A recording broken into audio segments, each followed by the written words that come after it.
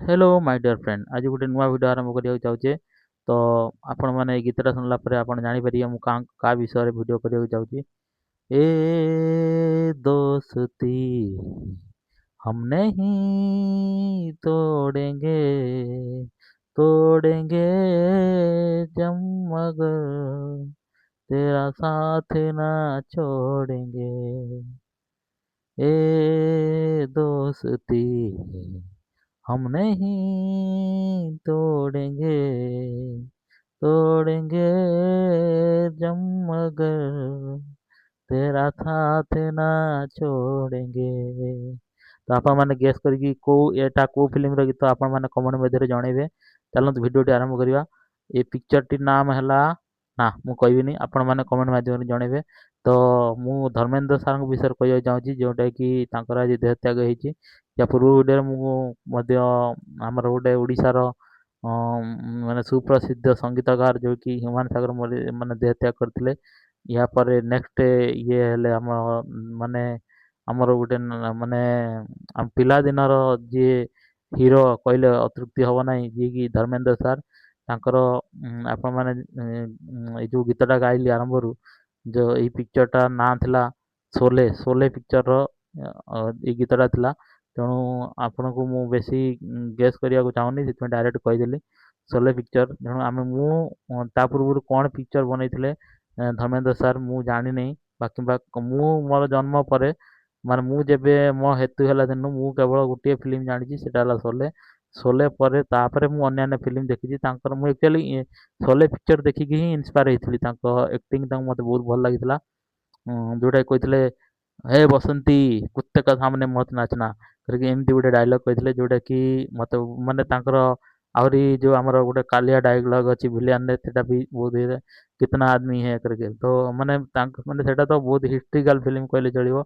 माने आमे तो किछ नै आम बापांकर आम बापा माने ही बापांकर बापा जदि कहयाको जदि आमे कहबा तेणु बहुत पुराना फिल्म जोटा कि आम बापा मैंने ही फिल्म देखिथिबे तापर आमे मैंने देखिले। तेणु तांकर आज 89 वर्ष माने 99 वर्ष रे तांकर आज देहत्याग होती जोटा कि बहुत अपूरणीय क्षति मतलब माने बहुत क्षति ଆମ ଦେଶରେ।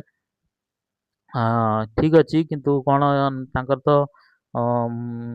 ଏମିତି ବି ମାନେ ବହୁତ ରେକର୍ଡ ଅଛି ଅମିତାଭ ବଚ୍ଚନ ସହିତ ତାଙ୍କର ମାନେ ଯେତିକି ଫିଲ୍ମ କରିଛନ୍ତି ଯେମିତି ଦୋସ୍ତି ଏ ଦୋସ୍ତି ଗୋଟେ ଗାଡ଼ି ଚଲେଇକି ଯାଉଥିବେ ଆପଣମାନେ ସେ ଗାଡ଼ିରେ ଦି ଜଣଙ୍କର ଯୋଉ ଦୋସ୍ତି ଗୀତଟା ହେଇଛି ଏ ଦୋସ୍ତି ହମ ନେଇ ଛୋଡ଼େଙ୍ଗେ ଯୋଉ ଗୀତଟା ସେଇ ଗୀତଟା ବହୁତ ମାନେ ନାଁ କରିଥିଲା। ଗୀତଟା ଏବେ ବି ବର୍ତ୍ତମାନ ଏଭରଗ୍ରୀନ୍ ହେଇକି ଅଛି। ତ ଆପଣମାନେ ଗୀତ କେଇଥର ଶୁଣିଛନ୍ତି ଆପଣମାନେ ହିଁ ଜାଣିଥିବେ। ଯଦି ଆପଣମାନେ 5 ଥର 6 ଥର ଶୁଣିଲା ପରେ ବି ଗୀତ ଆହୁରି ବି ଏବେ ବି 5 6 ଥର କ'ଣ ଏବେ ବି ତ ଗୋଟେ ଏକ ଦଶନ୍ଧି ବା 100 ଦଶନ୍ଧି ଗଲା ପରେ ବି ଏ ଗୀତ ସବୁଦିନ ପାଇଁ ଏଭରଗ୍ରୀନ୍ ହେଇକି ରହିବ।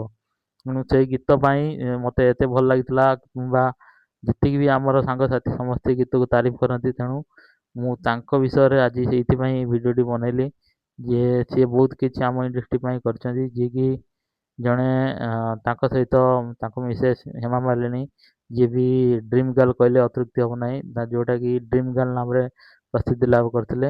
ଆଉ ଆଉ ଏଇ ଯେଉଁ ଧର୍ମେନ୍ଦ୍ର ସାର୍ ସିଏ ତାଙ୍କର ମାନେ ସ୍ୱାମୀ ସ୍ତ୍ରୀ ମାନେ ତାଙ୍କର ମାନେ କପୁଲ ଲୋକମାନେ ବହୁତ ପସନ୍ଦ କରିଥିଲେ। ତାଙ୍କ ଯୋଡ଼ିର ଫିଲ୍ମ ଯେତିକି ବାହାରିଥିଲା ବା ତାଙ୍କର ଯେତିକି ବି ପିକ୍ଚର ଆସେ ସବୁ ଗୁଡ଼ାକ ହିଟ୍ ହେଇଛି। ତେଣୁକରି ଆମେ ତାଙ୍କୁ ଟିକେ ମନେ ପକାଇ ଆମେ ଟିକେ ମାନେ ତାଙ୍କ ଫିଲ୍ମର ମାନେ ଡିଟେଲ୍ସ କ'ଣ କ'ଣ ନାହିଁ ଆମେ ଏ ବିଷୟରେ ଭିଡ଼ିଓ ମାଧ୍ୟମରେ ଆମେ କଥା ହେଲେ ତାଙ୍କର କ'ଣ ପିକ୍ଚର ଥିଲା କେମିତି ହିଟ୍ ହେଲା କ'ଣ ହେଲା ମାନେ ଡିଟେଲ୍ସ ଆମେ ଏ ଭିଡ଼ିଓରେ ମୁଁ ଆହୁରି ବହୁତ କିଛି କହିବାର ଥିଲା କିନ୍ତୁ ମୁଁ ଡେରି ନକରି ମୁଁ ଏଇଠୁ ସାରିବାକୁ ଚାହୁଁଛି। ନେକ୍ସଟ ଭିଡ଼ିଓରେ ମୁଁ ଆଉ କିଛି ନୂଆ ଟପିକ୍ ନେଇକି ଆସିବି। ଯଦି ଆପଣମାନଙ୍କୁ ଭିଡ଼ିଓଟି ଭଲ ଲାଗିଥିବ ଭିଡ଼ିଓଟିକୁ ଲାଇକ୍ କରିବେ, ସବସ୍କ୍ରାଇବ୍ କରିବେ, ସେୟାର କରିବେ। ଆଜି ପାଇଁ ଏତିକି ରହିଲି। ଜୟ ହିନ୍ଦ, ଜୟ ଜଗନ୍ନାଥ।